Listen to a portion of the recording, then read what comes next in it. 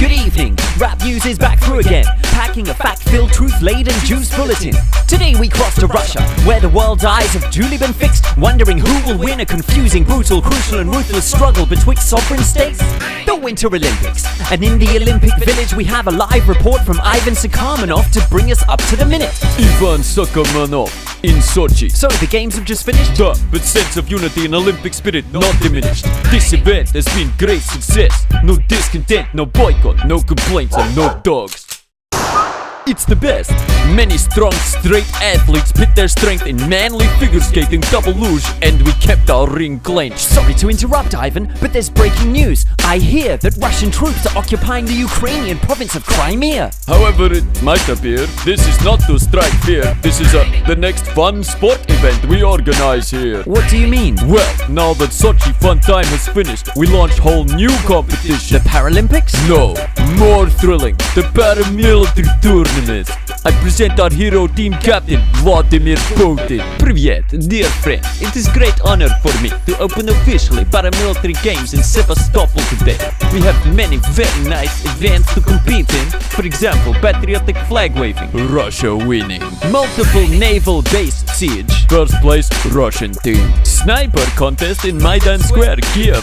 That prize went to George Soros and NATO, I believe. Next match. Which state got most nuclear weapons up its sleeve? Russia have many nukes. Ukraine, 0. Wait, someone's calling in from Kiev. It's Yulia Tymoshenko. I wish to make official complaint against this rigged game. The Kremlin break rules. What? Vlad, let me explain. Ukraine agreed to give up its nuclear weapons on condition that our borders are respected. This sets a clear precedent which will start nuclear arms race again. Ha! That race never ended. Duh, and Russia way ahead. Mr. Putin, it's time for main event. Which team has most access to gas fields and pipelines in Ukraine? This is a tight race, still going on. We have a close tie between Team Exxon and Team Gazprom. You invaded Ukraine. Invited, Robert. We invite. And now we have a referendum to let Crimean people decide. Я хочу сильную Россию. Sorry, I don't quite... You cannot understand Russia with your mind. Okay. Thank you, Ivan and Vladimir Putin. Your coverage of these events seems balanced, fair and neutral. Now let's move to the Western media for its take on this theme. Stand by as we tune into a dangerous frequency, mainstream TV. This is the news. I'm Brian Washington. You're on MSNBS. In the primetime slot for some uncompromising hard talk. Tonight's headlines: huge plane crash, 3 Americans die. And in the rest of the world, hey Rasputin, Russia invades Ukraine and threatens to start shooting. To explain the situation that's gotten very tense, we speak with Secretary of State John Kerry next. John, welcome to Buckshot. Good to have you with me. Bucky, let's be clear. Russia's on the wrong side of history. I mean, sending in ground troops to invade another country, that's not fitting for a superpower this century. Yeah, they didn't use missile strikes, drone attacks, or uranium shells, or shock and awe massacres. They haven't even killed any people. Amateurs. When we went into Iraq, we left 1 million fatalities, and Russia's gone in on a completely trumped-up pretext. When you voted for Iraq to take the heat next, you had hard proof of WMD and that Saddam had hidden them. And in Libya, we went in to protect civilians. We must defend the rule of of law. Well said. We'll be back for more after a message from our sponsor.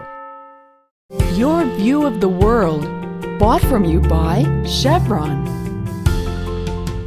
So, how will we liberate Ukraine's gas fields? I mean people. With sanctions, Bucky, we need to remind those Ruskies and Putin's ass that we'll exploit all resources at our disposal, including gas. Sadly, Russians are so brainwashed by propaganda. They lack free speech laws and media standards, and they don't have open news networks like ours. Sure, I bet they're pushing hard for war. Let's tune in for a sample. Get the camera started. Breaking the set live on RT, setting the record straight. This is Abby Martin. I roll with editorial control, and tonight I'm going to speak direct from my heart. Then what Russia did is wrong. Military force is never the better option. Who's this apparatchik using free speech on the Kremlin news? This is not the script we meant to use. Now I'm so confused. Like the Cold War again.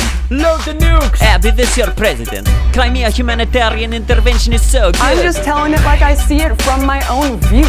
Last I checked, that's what journalists were supposed to do. Is this sarcasm? It's having balls to show the truth. Maybe more reporters and channels can grow some too.